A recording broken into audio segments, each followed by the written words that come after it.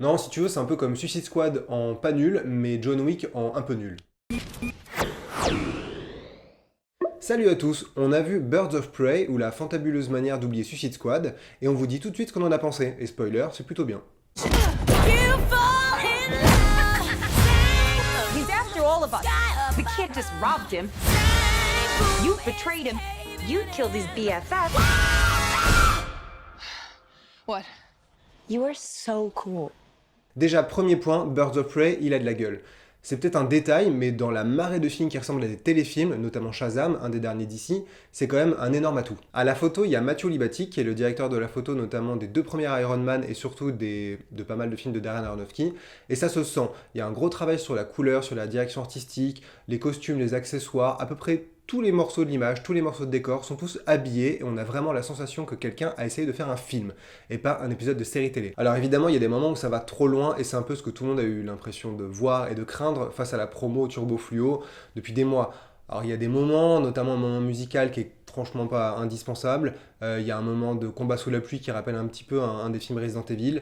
Clairement, il y a des moments où Cathy Yan, elle va trop loin. Mais à côté de ça, le film, il a un vrai charme, il va à fond dans le délire fluo, et ça en fait donc un des films du genre, de super-héros ou anti-héros, les plus cool et fun à voir. Il y a également un vrai soin qui est apporté aux scènes d'action, même si, sans spoiler, il n'y a pas vraiment de super-pouvoir à l'écran. C'est surtout de la baston, et Cathy Yan, elle s'est payé les services de Chad Stahelski, qui est le réalisateur et coordinateur de cascade sur les John Wick. Ça se sent parce que les chorégraphies, elles sont globalement assez amusantes. Alors soyons clairs, ça ne révolutionne rien dans le genre, c'est-à-dire que pour quiconque a vu John Wick, ça restera plutôt faible, et en termes de virtuosité, d'impact, de violence, c'est quand même assez gentillé. Mais on sent que Cathy Yan, elle a voulu s'amuser et il y a un vrai plaisir dans la construction, un peu comme des danses, des scènes d'action.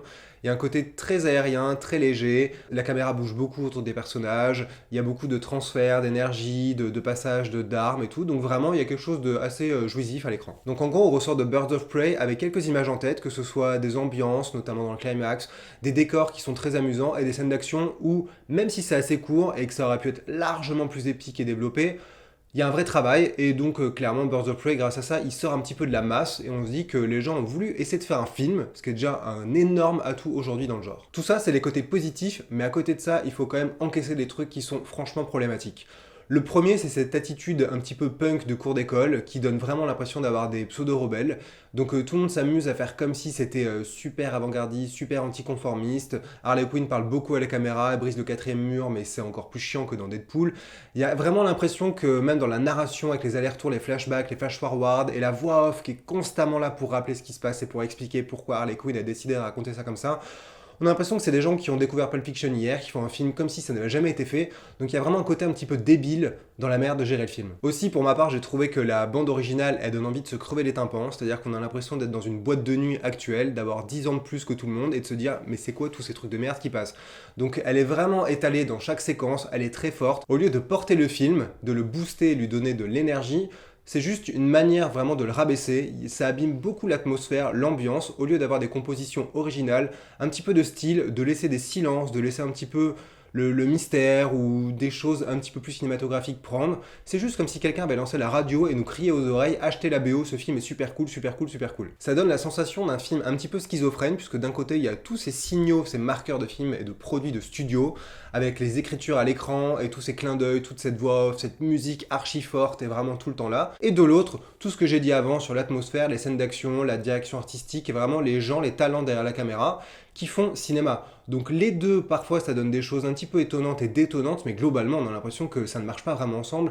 Et donc le film se tire un petit peu une balle dans le pied régulièrement pour donner vraiment la sensation que, en fait, on est moyennement convaincu et séduit par ce truc. Birds of Prey, il reste quand même intéressant si on dézoome sur l'univers d'ici. Là, on se retrouve à un moment un peu charnière. Joker est sorti en créant une brèche hors DCU a priori, qui était très intéressante et qui a plu à tout le monde. Avant ça, il y avait eu Shazam et Aquaman qui arrivaient après le désastre Justice League et qui essayaient vraiment de rectifier le tir tout en réduisant un petit peu l'univers étendu qui avait été étalé outre mesure jusque-là.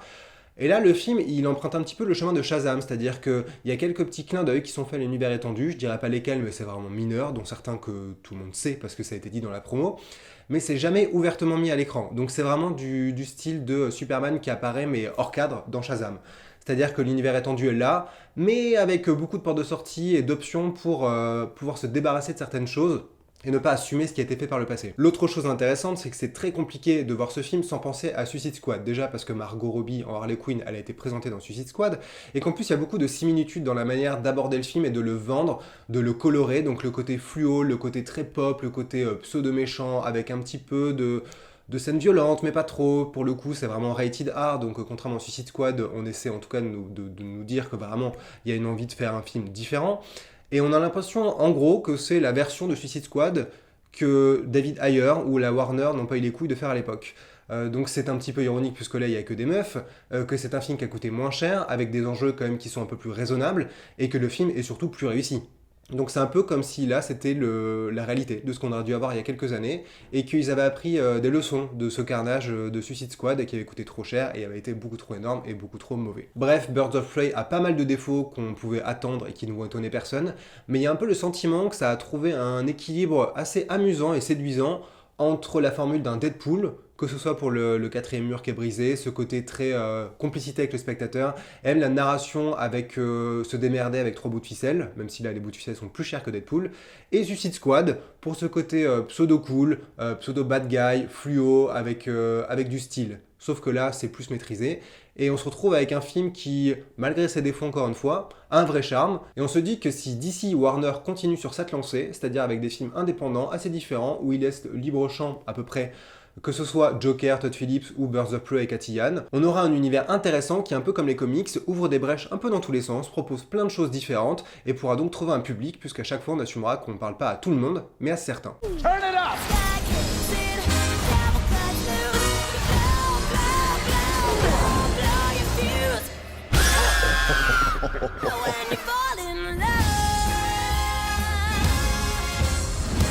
N'hésitez pas à commenter, sauf si c'est pour être sexiste, et oui, évidemment, on peut détester le film et ne pas être sexiste, et abonnez-vous, sinon on vous envoie la BO de Birds of Prey et on vous la passera jusqu'à la fin de vos jours, à fond.